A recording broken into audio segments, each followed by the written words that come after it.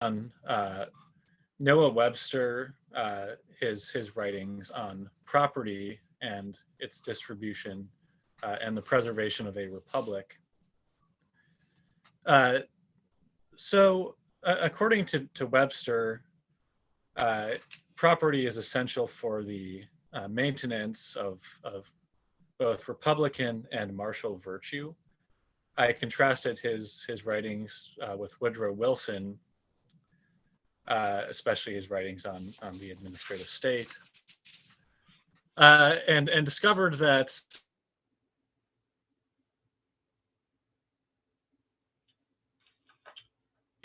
nature of property, especially as the republic expands, and Western territory runs out, though they differ very much in the solution.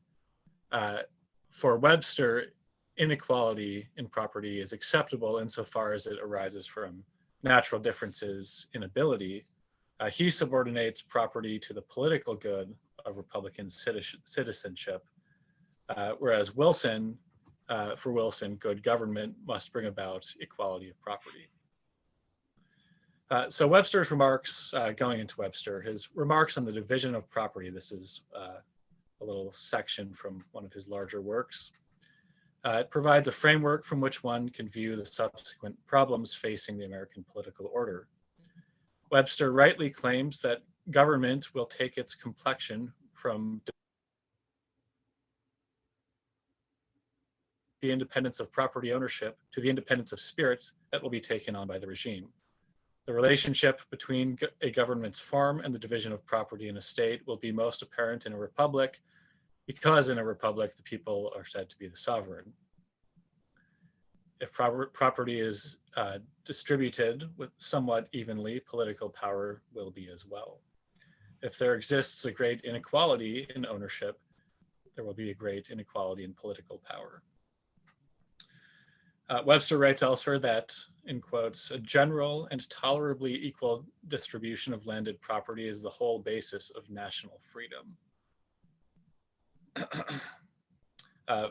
For Webster, the benefits of a vast, relatively unoccupied country would allow for a relatively equal distribution into the foreseeable future in a way that was not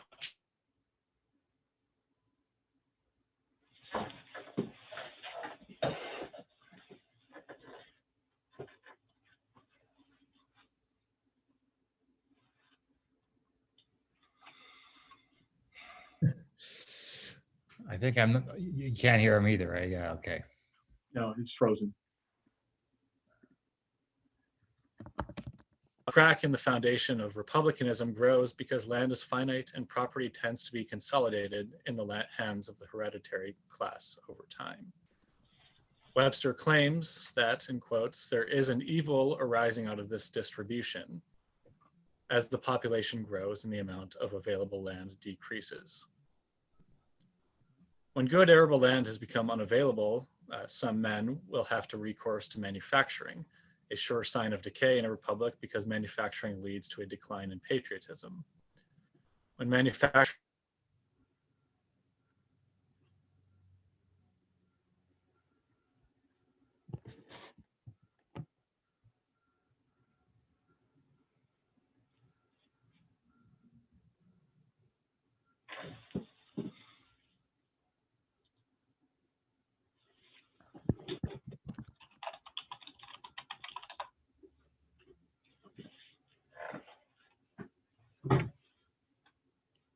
and begin to grow, sons will inherit factories from their fathers and will in turn rule over the landless classes that have come to the city.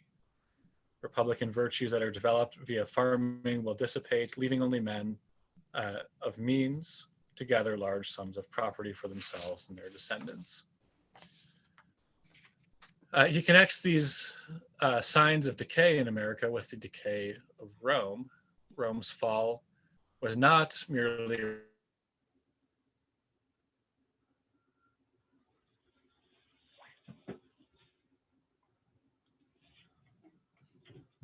of a republic. The Roman citizens, having sold or been disinherited of their lands through government redistribution, failed to maintain a level of civic virtue required for the republic to maintain itself. According to Webster, the Gracchi foresaw and attempted to resolve the problem through agrarian policy, but they were discarded before they could implement their legislation. Further, for Webster, we should understand that Caesar was merely, in quotes, an instrument in altering the form of Rome when it could no longer exist as a republic. In other words, because the citizens of Rome had lost their republican spirit, their physical, moral, and civic virtues, hardened by a life of rigor, a changed form of government was necessary for the perpetuation of the regime. If Brutus had been successful at supplanting Caesar, great tyranny would have emerged because the people, decadent, were incapable of self-rule and Brutus incapable of ruling them. Moreover, a tyrannical majority would form and the Roman mob would come to rule.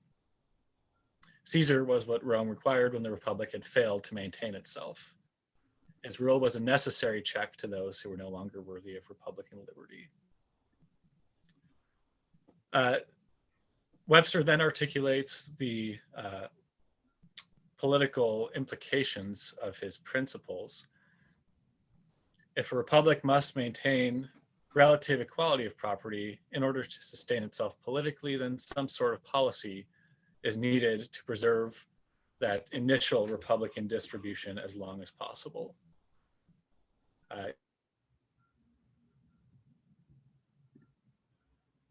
Property is the basis of power, while imitating as closely as possible the, in quotes, time and accident that dictate the equality of property in the founding years of a republic. For Webster, this means that strict limits must be put on entailments. He's also concerned with primogeniture. For if property can be passed down through generations, it will not be gained by merit or effort, but fortune or chance. This policy is meant to imitate the occasions of distribution, the accidents, of accidental occasions of distribution of the early republic. He continues that when the state's ability to destroy combinations of powerful families has diminished, the soul of the republic is lost. Power departs, liberty expires, and a commonwealth will inevitably assume some other form. A nearly of the country living in a regime of its own, a regime which secures for itself property, honors, and laws that favor its own interests. The hereditary aristocracy that grows in America will be far worse than any found in Europe, Webster fears. For the American aristocrats that arise out of this unequal distribution of property will be hereditary manufacturers, not owners of vast lands, but owners of great capital and means of production. They will be, in other words, urban aristocrats or oligarchs.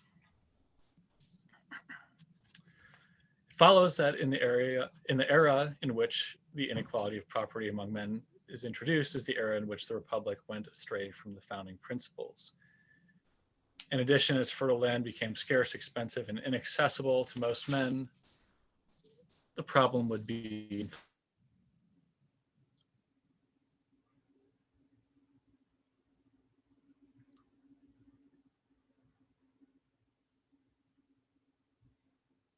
asserts in the New Freedom that what Webster calls the age of the new Caesar has effectively come.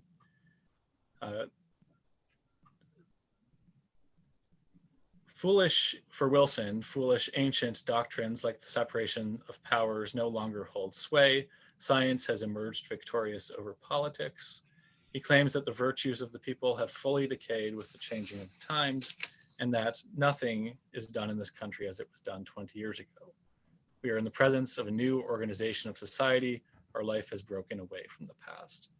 Past concerns could be governed by old political theories, but new diseases require a new cure. For Wilson, the new cure has little relation to the old because the new way of life leads to fundamentally different problems.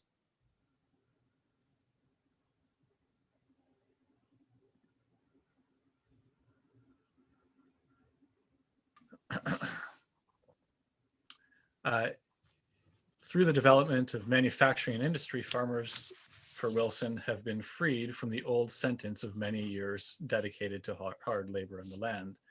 Those who stayed in the country could farm thousands of acres through the use of industrial technology. Farming has been transformed to an occupation of the few. The new technology and machinery would free man from the land and allow him to move to the city where he could be freed to indulge in luxury and license. That's not Wilson, that's of course my commentary. For Wilson, the federal government was simply unfit to deal with such conglomerations of political power because it was attached to the old ways of the Constitution. He writes that the corporation is a body in which your individuality is swallowed up in the individuality and purpose of a great organization. He sought to model his new state in the image of these efficient machines, but in order to combat them, a large, powerful corporation acts as a consolidator of the means of production, what Webster also considered a troubling sign. Additionally, one becomes a servant to the corporation, according to Wilson, resulting in the denigration of the virtues so valuable to the preservation of the Republic. As men leave the land, voluntary or not, they sacrifice the external order that helps structure and maintain the internal order necessary for Republican virtue. Simultaneously, the virtues of body, mind, and soul decline along with the Republic. Wilson's aim to replace the Republican virtues with new bureaucratic virtues was directed at perpetuating a republic because the spirit of the people had decayed. That is the end. Thank you. Okay, thanks, Jacob. We missed a little bit of what you said. You did cut out a few times. So Oh, I'm sorry. John, did you have any questions? Do you want to save them, you thought? Do you favor just running through all the presentations and then doing general discussion, or? Doesn't matter to me. I mean, I guess I'm happy to ask questions if we have them now, given at least a few, we could come back as well. Okay, sure. Why don't you start in then? I've got to think about this a little bit. I had the same problem. I don't know if you knew, but there were some breaks where we didn't hear you well, and so we had to kind of. Just saw. Yeah, in fact, you're breaking up right now. So you might just want to try to take your video off, I think is one of the suggestions if that's happening. Let's see. Well, maybe we should just However you want to play it, I'm content to go ahead with mine. I think I'm okay, going to go ahead with yours, Yeah. and if Jacob can probably hear us, and that will hopefully he can figure out the technical side while we talk. Okay. Well, I'm here primarily as a pedagogue, if I can put it this way. That is, I did a secondary field in political philosophy in graduate school. My primary field is international relations, and so I'm teaching in a course at Oglethorpe called Human Nature and the Social Order, which takes the place of the social science course in our core. So we had, at least originally, a year-long freshman course that's humanities, a year-long social science course through classic text, that is the course I teach, and then finally, originally, we had a year-long historical course, which is now decomposing, but that's another story. So my goal in developing the material that I'm doing today is to look at how to make connections between the text and other themes in my field and current issues, if I can put it this way. And so since I'm in IR, one of the great questions of IR is how to achieve security, war and peace, questions of that type. Now, I think Aristotle actually raises this issue, or at least if I'm interpreting correctly, he raises this issue towards the end of the politics. And I'm not going to do this very formally because I assume you two probably know the text pretty well. But essentially the issue for me is how to defend Athens or any other city-state against the Spartans without becoming the Spartans. Now, the reason this is a problem is that the Spartans aren't necessarily winning battles by breaking the rules. They're winning battles because they train in a kind of one-sided maniacal way in war and do virtually nothing else. And so the difficulty is the Spartans are very proficient at the arts of war, but they're not very good at anything else. And how does a city that is proficient at everything else and is good at war too, but it's only one of the many activities that the Athenians practice, how does it compete against a juggernaut like this? And so I admittedly interpret this a little bit in light of Herodotus and Plutarch. So we know from Plutarch that the Spartans enslaved the Messenians. And so Aristotle issues this warning. Apparently it's a saying in ancient Greece. I don't know what the source. There's no leisure for slaves. And so, yeah, if you lose a war with the Spartans, then, you know, maybe you become the Messenians.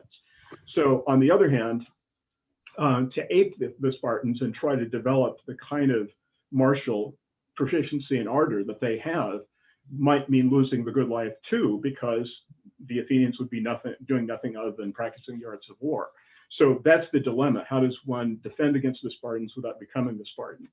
Now, I think this is actually a persistent issue in political philosophy, and I try to develop this later in the course, looking at the City of God, which we read in this course, and also in John Locke. And then finally, I probably, unlike many people, use the government of Poland, which is also an issue of defense in our discussion of Rousseau. So those are coming later, and those go together in the final. But first, I try to approach this not, by the way, I also teach a course called War, in which we look at many issues surrounding the conduct of war.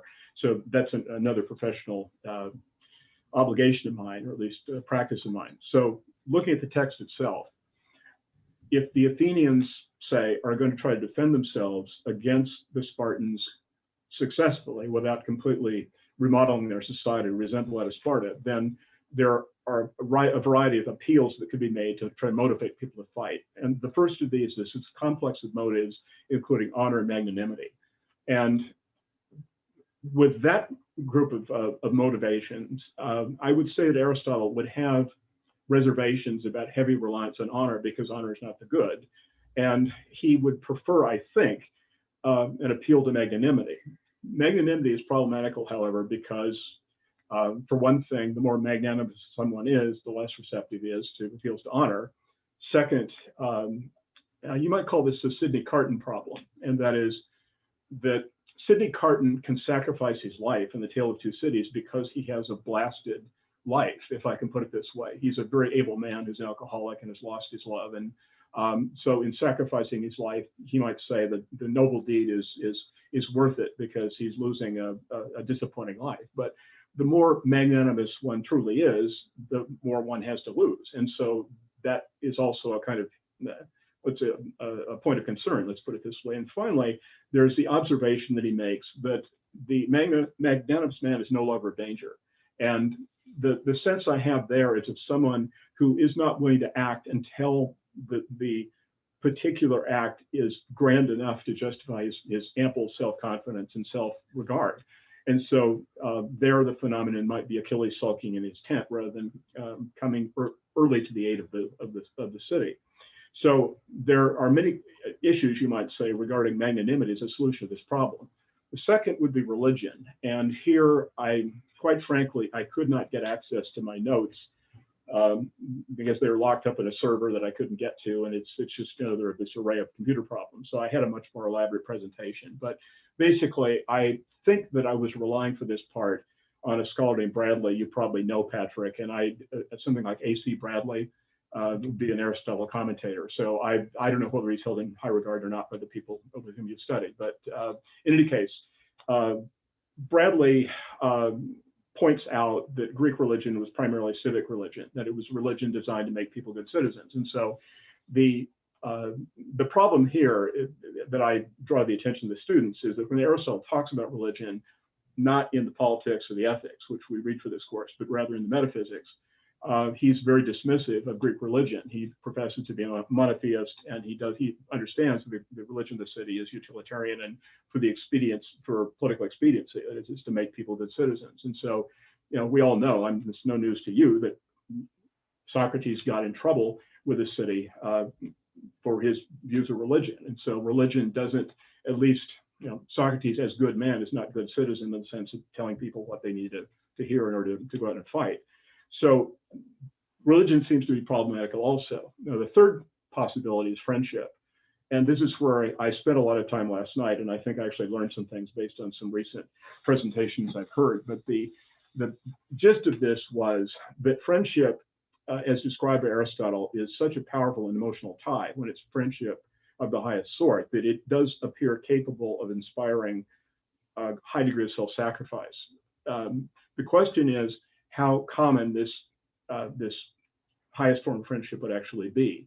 So on the optimistic side, you would say that friendship is natural and choice-worthy, but so too is the telos, and not everybody achieves the telos. So second, friendship is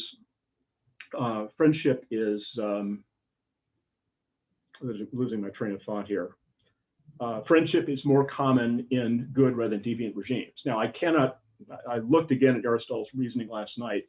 I'm on sure ground if I just tell you what Tocqueville says, or at least I remember what Tocqueville says, and that is the tyrant is content if they don't love him, if they don't love each other. And so there's an association in my mind with tyranny and the difficulty in forming friendships. I'm teaching a course right now on totalitarianism. That's what the reference to Kundera was about. And so in reading Solzhenitsyn, you understand how difficult it is to maintain friendship in a regime of this type.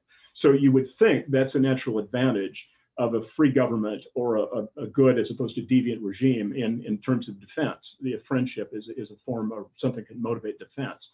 However, there's a third consideration, and that is that according to Aristotle, friendship is rare. It's rare because people become friends if they respect each other's virtue. So to become a friend, first one has to become lovable, and not as many people are lovable because this high standard is hard to meet. So the conclusion again is somewhat pessimistic. That is, friendship would be effective, but it's rare. And so a friendship of the highest sort, I mean. And so rather than leave, I guess that last difficulty did not occur to me until last night, but I want to respond to Aristotle slightly in some 2 points, and I'm close to the end here. The first is that maybe since this whole discussion towards the end of book 7 is about education, perhaps the city's efforts at education will expand the pool of friends or potential friends and alleviate that problem to some degree. And then second, perhaps Aristotle set the bar so high that it's unrealistic, that actually imperfect people can become very devoted friends. In that sense, Aristotle, his treatment is interesting, but possibly not true to life. And so again, if flawed people can be good friends, then friendship may be a stronger bond in a good regime. So from there, as I said, within the context of this course, I bring this point up again in connection with the City of God, which is written at a time when the Roman Empire is collapsing. Therefore, the problem of defense is front and center at that time. Locke, it's probably not something that would occur to most people, but I think Locke does address it. And finally, with the government of Poland, the issue again is how Poland can remain free and defend herself against Russia and Prussia and all these wolves in this tough neighborhood. And so at the end, they get a finals question in this course: can a good society defend itself and remain a good society? And that's the material that I want them to work over or work through. Well, that sounds great. I'm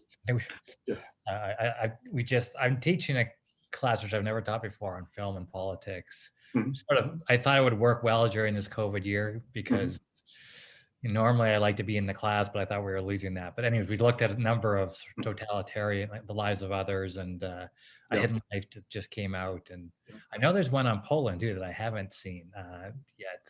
Well, there are a couple of them on Poland I'd recommend. I'm doing the same thing, so we're going to do Das Leben der Anderen soon in the course. And I'm also going to show The Men of Marble, which is the Vita film from the 70s. But more recently, Pawlikowski is wonderful. Ida and Cold War, both, they're some of the best movies in the last 5 years. They're much better than Hollywood. So I strongly recommend Pawlikowski if you've never seen those. Like Ida is just wonderful. No, I need to see them. Yeah, I mean, in a certain way, those films came through the best. And so the ones looking at modern totalitarianism were the ones most effective. For whatever reason, so I thought, oh, well, I'd like to look at this and maybe do it again in a few years. And so I'm starting to look around for films that just do that theme, 20th century totalitarian governments. Hi, Joe. Well, it's been how can I say? It's been a bit of a struggle up to this point, but I did have some on the air. Looking up. We've got the better presentation coming. Oh, I don't know. Yeah. I do have one. I mean, we can come back to it. I guess I should give myself time to present. But the Aristotle thing on the friendship, which I found very interesting, I really like the overarching question about how you know, the one that you're going to use on your exam. How do you remain good and still defend yourself? How do you put those two things together? But I mean, the problem of perfect friendship or true friendship, we might even say in Aristotle, right? There is this other. And it's not clear that it's true friendship, but it's something like friendship, which is the relationships in the family, which are kind of interesting because it makes you think of patriotism, which he compares those relationships to different kinds of regimes. So, you know, parents love their children, even though their children aren't necessarily virtuous yet, right? They can't be, they don't be children. So that's kind of interesting how it does seem to point, at least in that direction, of a kind of friendship that isn't simply, you know, this idealized friendship that still can move people to care for one another in a way that might be useful, I would think, to national defense well, of course we've got the Pericles funeral oration, and that pulls those things, but we don't use this in this course, so I feel like I can't bring that up. And I can bring it up, but it's confusing if you introduce too many texts they haven't read, and so that's why I left it off limits. But you know, I think the Pericles funeral oration is the last word in motivation to fight. Awesome. Okay, I guess I should do mine. Yeah. All right. So since we only have two people here, maybe before I begin, have either of you seen the show Deadwood? No, you haven't. And have you, Joe? Yes. I mean, yeah. Okay. So I will. That helps for me just to sort of think about what I emphasize here. It's been called the best television show ever made by the few people, you know, scholars that have written on it that I take seriously, Paul Cantor being one of them. I think that's fair. I agree with that. I think it provides a careful and complex account of Deadwood, the mining town's attempt to form a political community. And I think in a fairly complex way, it explores different types of virtues and vices and how they must live together and how they compete with one another in the formation of community. And I think Milch, who runs the show, does this in a number of interesting ways. If you've seen the show or if you watch it for the first time, you'll, I think, pretty quickly realize that it's a show that is not beautiful all the time, at least not on the surface. It's often very ugly. There's lots of swearing in it. The people are dirty all the time. The town is dirty. Things just are not, you know, the food is disgusting in lots of ways, full of maggots and things like this. And so, but underneath the surface, I think the closer you look, there are some beautiful things in the show. And I think that's a sort of overarching theme for what goes on in the show, that things that appear ugly sometimes are beautiful, and things that appear beautiful are sometimes very ugly. And the show gets into this. So, you know, could you teach this? I want to argue, could you teach this in a classroom? I think you could. I think it's one of the few television shows that would be worth doing. I got a few arguments I wanted to make about why you might study Deadwood as a core text or teach it as a core text. First, I do think we can make the argument that it practices something like logographic necessity, that it is a whole unlike a lot of television shows where they're under the control of, you know, hundreds of people and producers and rewrites and all those things. The creator of this show and the showrunner, David Milch, really kept full control over everything that was written, over the actors, over the whole process. And when HBO threatened that control, he just quit the show after 3 seasons. Second, I think Deadwood's written in a way that engages other core texts and their arguments. If you watch the show, you'll see it contains specific references to the Bible, a lot of references to the Bible. It's set, you know, it's a Western, so it's set where the Bible will be pretty present. Even though it's not a very Christian show on the surface, it does reference the Bible quite a bit.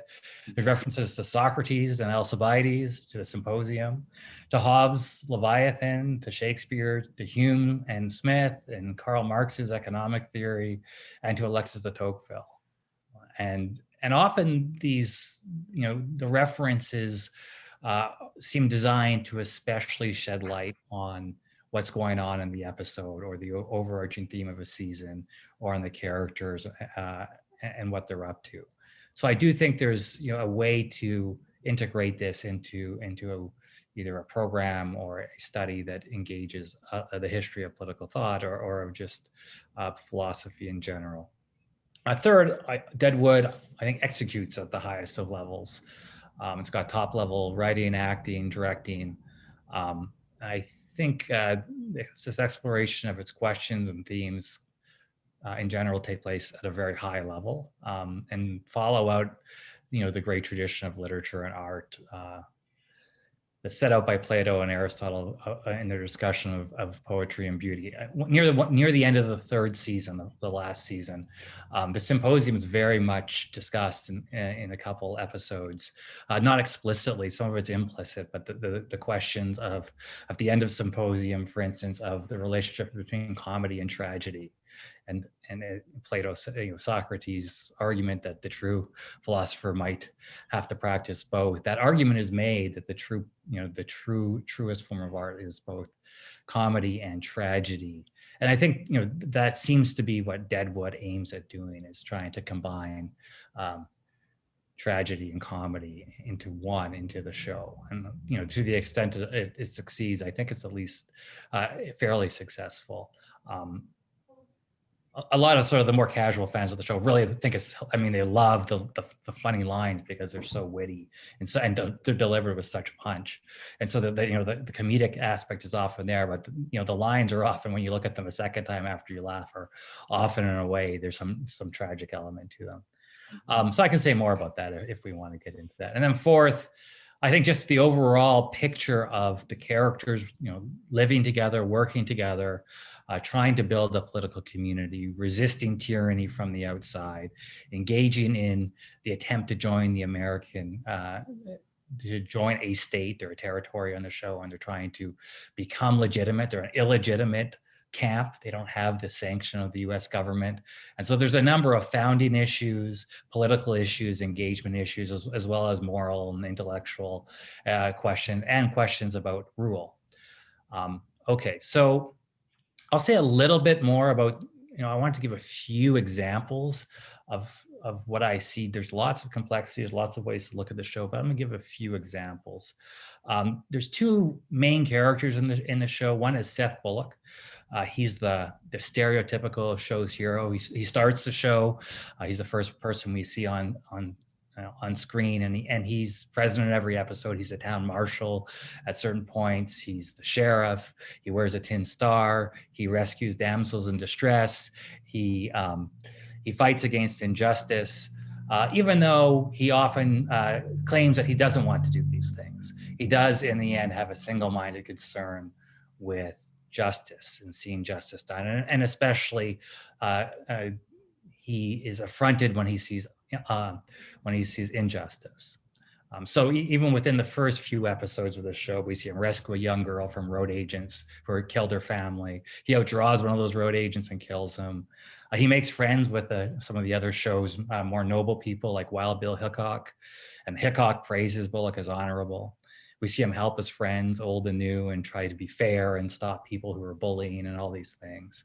And most importantly, he stands up to the show's other major character, the villainous Al Swearingen, who rules the whole camp from the Gem Saloon, from which he also runs drugs, booze, women, and of course, road agents, who I've discussed already. Just as Bullock first appears virtuous in the show, Swearingen first appears to be about as vicious a character as they come. What's interesting about the show, though, is that as the series proceeds over the course of the three seasons, a number of defenses of Al Swearingen's model of rule begin to emerge, and alongside those defenses, we begin to see a deep critique of Seth Bullock's virtue.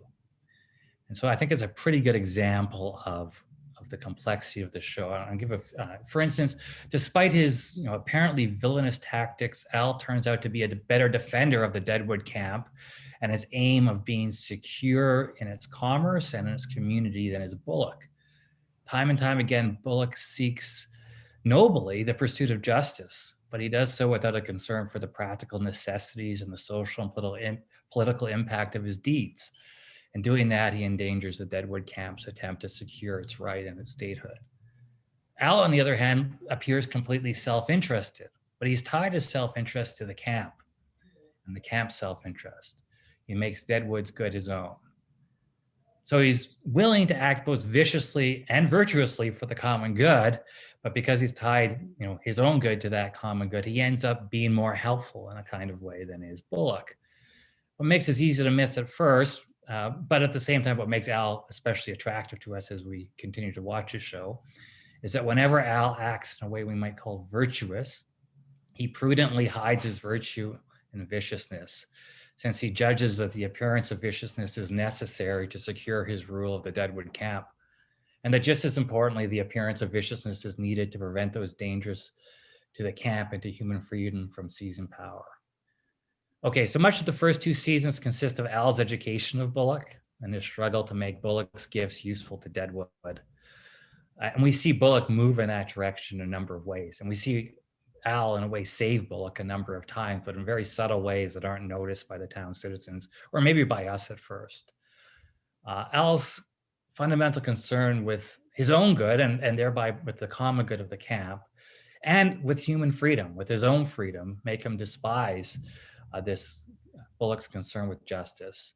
And in doing that, I think the show allows us to see that Bullock's seeming virtues are actually vices in many ways, because he's so concerned with justice and the execution of justice, with noble deeds, that he's willing to pursue them even when they harm the common good, even when it hurts his friends and the community that he's a part of. Okay. If you know the show, Joe, I think you've watched it. Al even finds in vicious people their usefulness. So he attempts to make Bullock's virtue useful to the camp and succeeds to a certain extent, although not always. But he also finds ways to make vicious people useful to the camp and to its good. There's a very miserly character on the show, E.B. Farnham, the town hotel owner and eventually mayor, who's probably the most disgusting character in a kind of social sense. He's extremely miserly. But because he's so miserly and because he's always looking out to make a buck and because he's subservient in every way, he is the perfect person to be Al's eyes and ears around camp, which is something Al says at one point. Al, in other words, as the ruler of the camp, prudently sees that the common good cannot simply concern itself with beautiful things, but also must concern itself with ugly things and make them useful and put them in service of the good. Al, a few more things about Al very quickly. He's more than the ruler of the camp. He's also a founder. We find out he founded the camp. He was one of the first people there. And now he seeks to found statehood in the territory and secure the law and the property of the camp. And we see, even though he looks selfish in every way, selfishness you can be selfish in more than one way. We do see in a number of scenes some interesting things. He turns down a bribe for $50,000 that's part of the founding of the state, because he doesn't want it on his record that when he became a founding father, he took money to establish the government. As the founder, he also understands, I think the show makes pretty clear in a number of scenes, that he can't really be a full part of the community. He's often left outside of the social arena of friendship, of community. There's marriages and funerals that he simply can't attend because the necessities of his office as ruler have made him, either make him unwelcome in those places or do not allow him to participate in those kinds of events. The third part, and I won't say much about this now, about halfway through the show, we get George Hearst, the robber baron, as we might say today, historically, who considers himself the vessel of modernity. He shows up to camp, this mining camp, and tries to consolidate all the different mining interests under his control. What's interesting, and I can say more about this if you want me to, but he is in a way an alternative form of rule. And I think the show wants to say a new kind of rule that Al, as the ruler of camp, struggles to deal with. He can't wrap his mind around what Hearst is doing. And for the first time in a show in season 3, Al fails time and time again to get the upper hand. And I think what the show intends for us to see is that Hearst, this full-throated progressive, in a way, is simply beyond reason, and which is what Al struggles with and can't quite figure him out until he finally does, right near the end, realize he's simply beyond reason, because he sees his commerce, the financial development of history, the consolidation of property, all these, and he cites a number of philosophers in support of this, that all these things are necessary to the fulfillment of progress, which he ties to himself. And so progress for Hearst has its own kind of process that is beyond human control. And so one simply must try to, in a way, lockstep with it instead of resist or reason about it. And for that reason, he is the biggest challenge for the show, and the biggest challenge to the exercising of anything like political prudence or virtue. So the show, ends with this conflict between Hearst and Swearingen, but illuminates a number of questions about modernity's impact on the tradition of Republican government. Okay, I'll stop there, and if there's any questions, I'm happy to answer them. I have not seen Deadwood, but I, in listening to you talk about kind of the themes that are stared down and grappled with, it reminded me of a lot of thoughts I had watching The Man Who Shot Liberty Valance, the John Ford. Are you familiar? Which very much to me, you have a character named Liberty, and you have this, Liberty Valance, you have Tom and Rance, and now it's been a little while, but I remember I had just been reading a lot of Lincoln's speeches, and I felt like his Lyceum address, where he's talking about kind of the age where for passion has to give way to the time of reason, and we used to bear the scars of the war on our bodies, but we're kind of losing that immediacy and no longer have so many direct connections to the passions, and they kind of have to give way to this civilizing order, but you really see kind of the fraught nature of some of what is lost necessarily in kind of transitioning away from those passions. So I guess not a direct question, since I don't know as much about Deadwood, but it just seemed very kind of germane to me. And now I'm inspired to give Deadwood a try. You're muted. If you do start the show, it's a little, I say it's a little hard to watch, especially at first. It is, but one of the things that's sort of interesting about the show, and with Al in particular, and he refers to this himself throughout the show, he is a kind of ruler, as I said, of Deadwood, but he's brought people with him from the beginning. He has his sort of, his first and his second soldiers, and they continue to want to use the old ways when Hearst arrives. And he is wise enough, we might say, or smart enough to realize that those old ways will no longer work, because the camp is no longer simply a camp, and laws are being established, and now there's civilization in place. And worse, we can go cut George Hearst's throat in the middle of the night, but there's something worse than George Hearst. It's the shareholders. That's what he said. The shareholders of the company. And you can't cut their throat, right? They will get their revenge, right? So, and the political system will get its revenge on us, and we will lose everything. The camp will be simply destroyed if we do what we would have done in years past. And so there is this kind of accommodation to civilization that has to take place, even from this very vicious ruler in a kind of way, or at least on the surface, violent ruler, Al Swearingen, who sees this need to accommodate, but also sees, I think, the awful part of the progress for him, and I think for us as we watch, is the situation this puts in all the citizens and him as a ruler, which is an experience of absolute helplessness in the face of this modern corporation, right? Modern for them at the time's coming in and just dominating everything, and there's really nothing you can do, right? As a citizen. You're so far removed from the process that you're completely helpless. And the stuff on founding, of course, is there in The Man Who Shot Liberty Valance, and there's progressives, like Rance is a progressive, right, in that show, and then the newspaper man's very much a progressive. I can't remember the editor's name, but yeah, there are lots of parallels.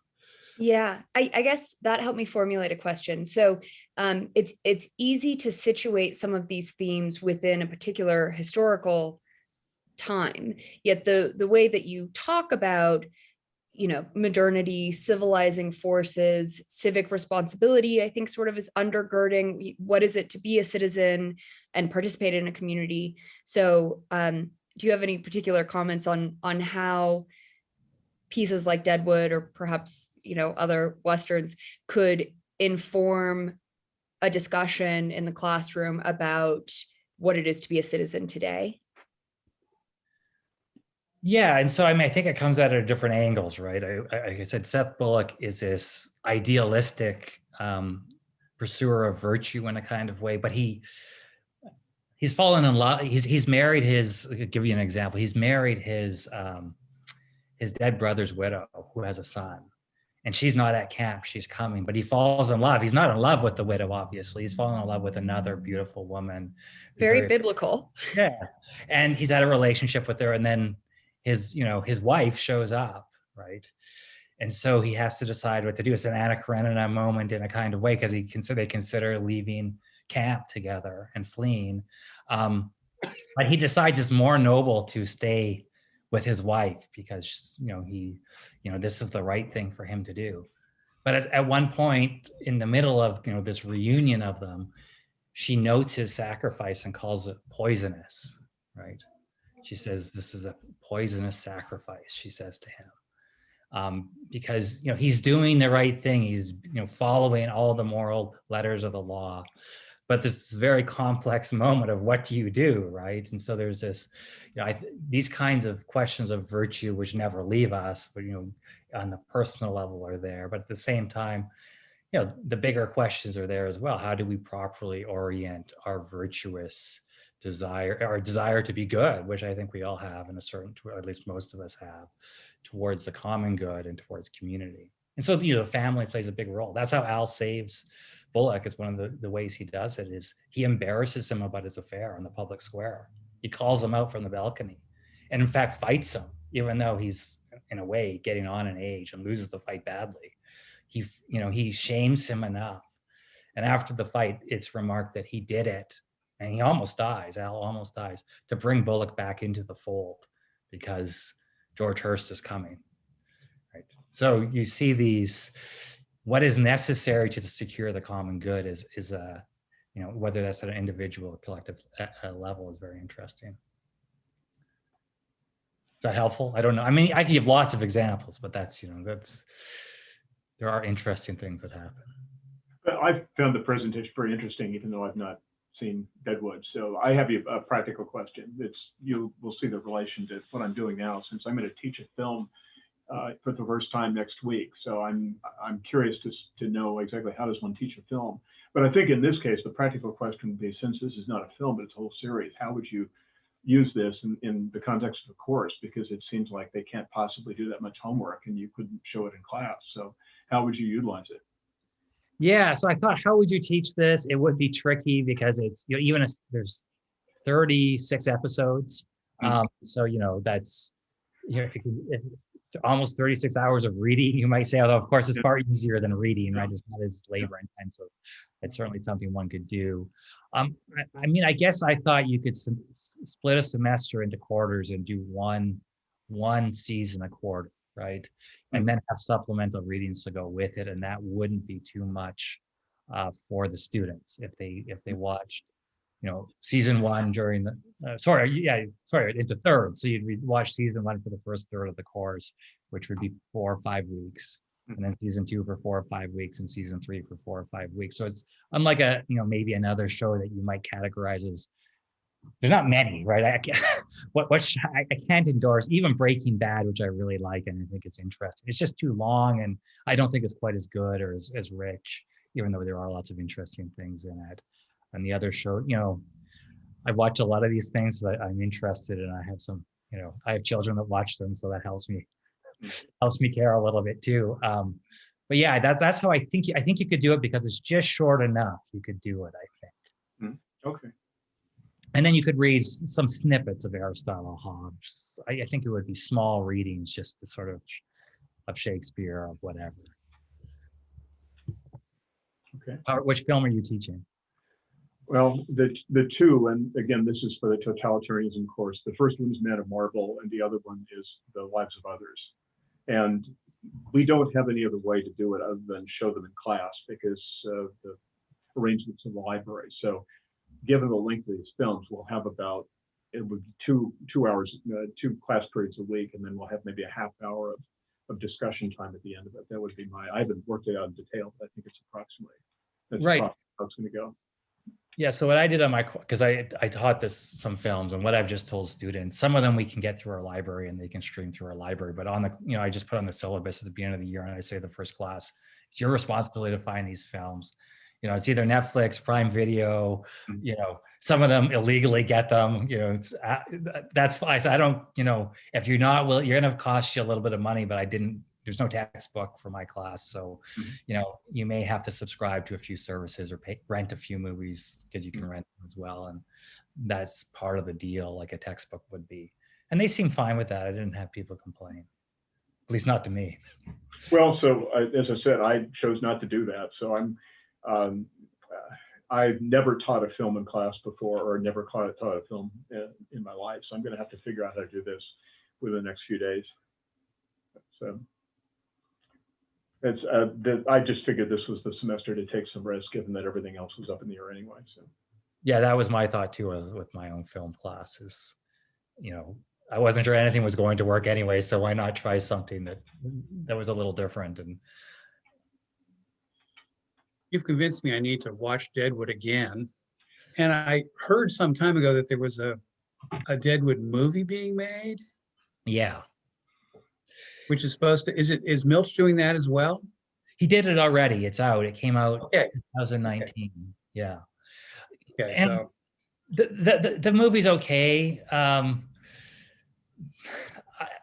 Milch is I don't know if he's still alive. He was dying or getting, he has Alzheimer's and was not in very good shape and was trying to get this and it was 15 or 20 years since he'd made the last one.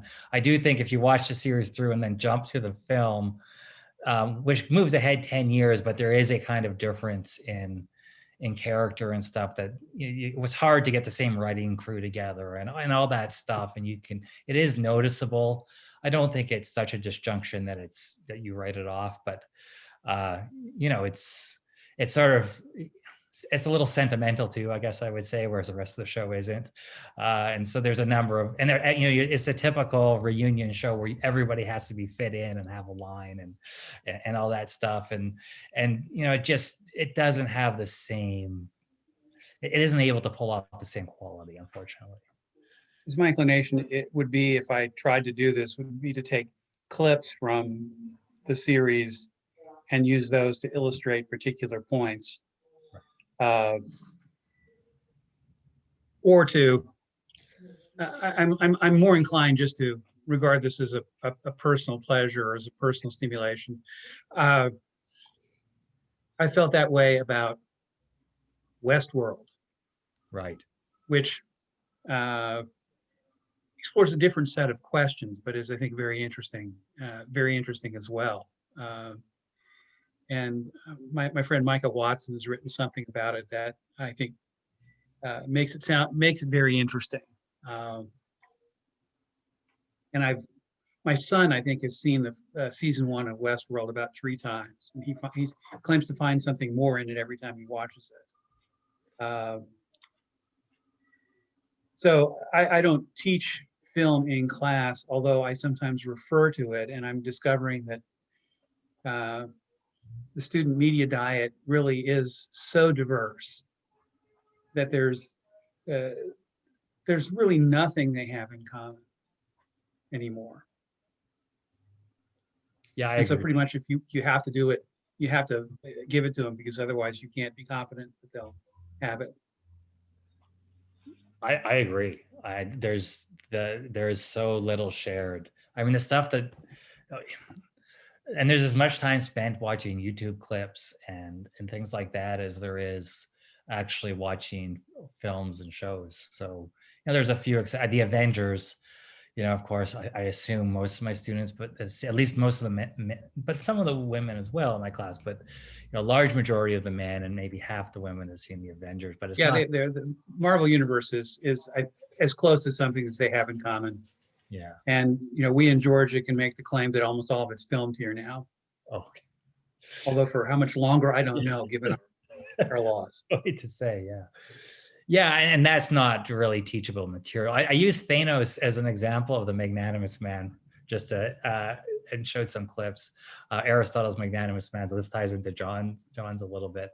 And that sort of worked well to sort of his pursuit of the noble and self-sacrifice and, Yeah.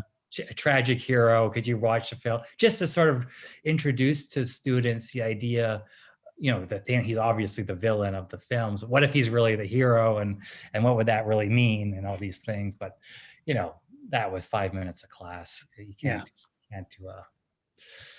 do a whole course on it. No, it's not. It's not. There's not enough there. What? Sorry, I don't remember if you gave us our name, but the student that we have. What do you think about the use of media in the classroom? I'd be interested. Well, I'm at St. John's, which is, as you're talking about what the shared media is, I was sort of thinking of the St. John's student body. I'm actually a graduate student, so I'm a little bit older, but I also do a bit of work for the dean. So I kind of am privy to different angles and aspects of the student experience and profile. But I suppose I'm going to sound like quite the Johnny. I mean, I think I'm a little cynical about the caliber of media. I'm headed to an MFA program next, and in poetry, and thinking a lot about the values that we seek in the media we consume. I'm thinking a lot about Arendt's account in The Human Condition of kind of the collapse of the polis and the private into the social sphere, and that it used to be that the polis was like a place for the exhibition of excellence. And I'm also thinking about Spangler's account of kind of cultures as like young, vital, vibrant, and then in their old age, they become civilizations. And whereas art in the time of great culture contains something and expresses something sort of essential with respect to the values or the virtue of the culture. And in his account, as we get into like the time of civilization, aesthetic values are sort of reduced to mere taste or trend. So just in terms of this almost like democratization of celebrity that's facilitated through social media, the fact that, you're saying folks are watching YouTube videos or TikToks just as frequently as they're watching, sort of serious film. I think our patience for film that takes time to develop is perhaps lacking. And I worry about what that means for the lessons we can derive from various forms of art if we're kind of not willing to linger in slower, more complex storylines, but we want this like immediacy, we want this spark, we want, I don't know, sort of this like perpetual progression. That was a lot. Okay, I'm going to make a claim that's based on a plenary address to ACTC given a number of years ago by Paul Cantor, who should know these things. And Cantor made the claim that if Shakespeare were alive today, he would be writing for television. And the argument, and he, Cantor actually thinks that, the age of streaming is really the golden age of television, because you can tell a long form story over multiple episodes and not worry about the kind of discontinuity of the experience that we all had growing up, where you had to wait a week for each episode and had to wait an entire summer for the next season. You can binge it and get 40 hours of storytelling in a weekend if you really want it. And so Cantor did make the claim that if you want to tell a story now, the place to tell it is streaming television. And I do think, in some measure, there are, and given the fracturing of the audience, so I think there is the issue of any sort of commonality. But given the fracturing of the audience, you can tell very sophisticated stories for a small percentage of the audience. And if if you can get the resources to do it, it really is better than a lot of film.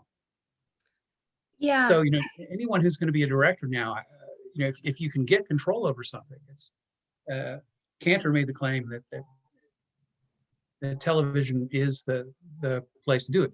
Now, the other part of his claim was that he makes the argument that Shakespeare's plays are in some way the writing process for the plays is not terribly dissimilar to the writing process for a television series. That there are multiple contributors, and it evolves over time, and so on. Now, I'm remembering somewhat badly the whole of his argument, but that was the keynote, and it in his case justifies all the time that he, this very distinguished Shakespeare scholar, has spent watching television and writing, I think, very interestingly about the series that he watched. So I hadn't seen the Deadwood Judgment, but it's one that has some weight with me. Yeah, I think the pivotal component is if you can get the resources. And I guess a lot of my cynicism derives from just the sheer kind of, not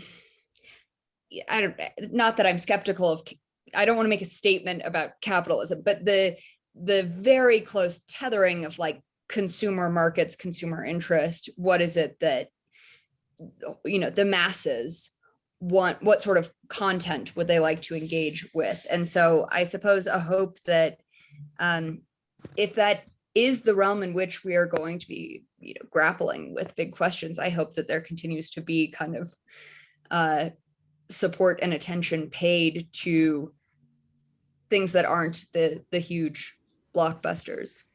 A friend once said to me, if Sylvia Plath was writing today, she'd have her poetry on Instagram. And it's, I see the validity that may be true, but there is a little part of me that might just, overly have this nostalgia for the past and the intellectual richness that must have been prevalent that I, don't see here, that might not totally comport with reality. But there is something about the immediacy and the accessibility that doesn't ask as much, the passivity with which one consumes these forms of media, that is harder for me to accept.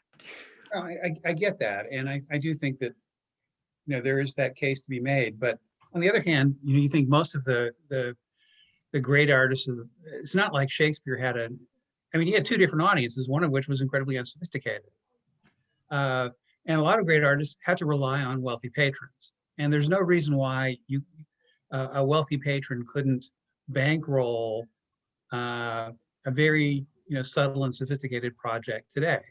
There are still people, for example, willing to throw away their money on newspapers, bankrolling newspapers and magazines. Now, I'm not talking about the consumers, I'm talking about the publishers. So I'm not convinced that mass taste by itself is sort of fatal to great art in television or in cinema. As I said, I do think that the vast multiplicity of venues through which you can broadcast a TV series now means that a successful series really doesn't have to have a huge market share. And I certainly find enough that's sophisticated enough to hold my interest on streaming television. And it's not, Deadwood may be one of the top, but there's a sort of high middle brow that's much better than anything we would have had, 2 decades ago on television, and certainly much better than all but a handful of films in any given year. Yeah, further to that, I mean, we sometimes forget, for Shakespeare, I mean, Shakespeare's a once in, not even once in a generation, once in a in the many generations kind of writer, right? And so we get new TV shows, how many a year now? I wouldn't know, 100, maybe more than that. And so for us to expect even one of them to be good is a little presumptuous, so to hit high middle brow is a pretty big success. I think, when we're talking about the amount of, the other part that's interesting is that the really good shows, I do think the better ones have mostly been produced by smaller television channels. So Breaking Bad was done by MC. HBO was not even as big as it is now, and it did Deadwood. And Deadwood was not a huge success. I mean, that was, in fact, it was one of their less successful shows. But a lot of, these were not huge budget productions. What they were is they got quality writers that then attracted quality actors who wanted to do quality work. And they gave those quality writers full control. That was part of the deal, right, with Breaking Bad and with Deadwood, is that Milch and what's the guy from Breaking Bad? His name slips my mind. Vince Gilligan. It's Vince Gilligan, I think, had complete control of those shows. I mean, he completely last final cut everything, right? Which is almost unheard of. So there is like the corporate part doesn't seem to produce the best. The Marvel Universe makes the most money, but it's clearly not going to be the best. But there is something with these smaller, more entrepreneurial efforts that seems possibly successful at times. I mean, I think that Deadwood's really, really good and really interesting. I go back. One of the telling features of this, before I got ready for this a few weeks ago, I joined the Deadwood fan page, not thinking it would be dead on Facebook. And it's incredibly active, and it's not sophisticated people on the page. It's mostly people that like the one-liners and things but according to them, they watch the show, they get to the end of the show and they start it again the next week. I mean, it's this very strange kind of show where I don't know that too many shows that work like, I remember some films work that way, comedies people watch over and over and over again. Anybody as a family watch The Lord of the Rings every year. Right. And my son can, I think, recite the dialogue in the movie from beginning to end almost verbatim. And some people watch The Godfather every year as a family or something. Yeah. The great. Yeah. No, I'm good.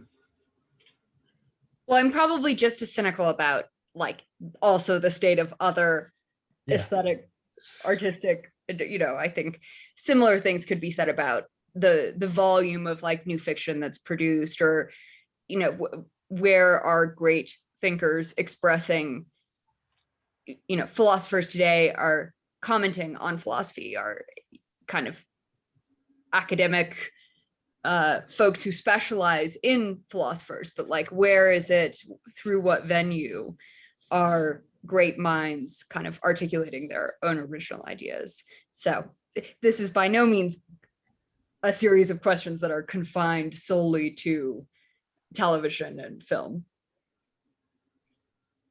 No, I think actually philosophy is in many ways in worse shape because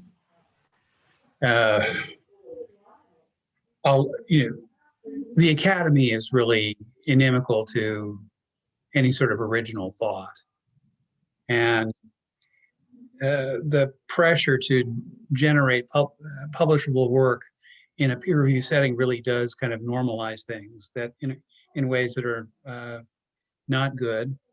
Mm-hmm. And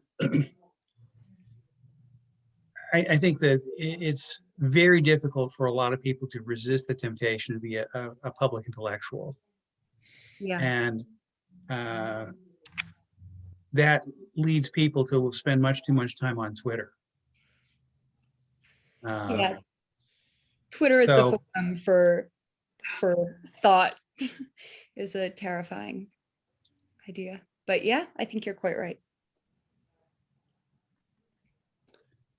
Okay, anybody else, final comments before we? I've got to introduce our next speaker, the plenary speaker, Phil McClay, Oh, yeah. who, by the way, is a graduate of St. John's College.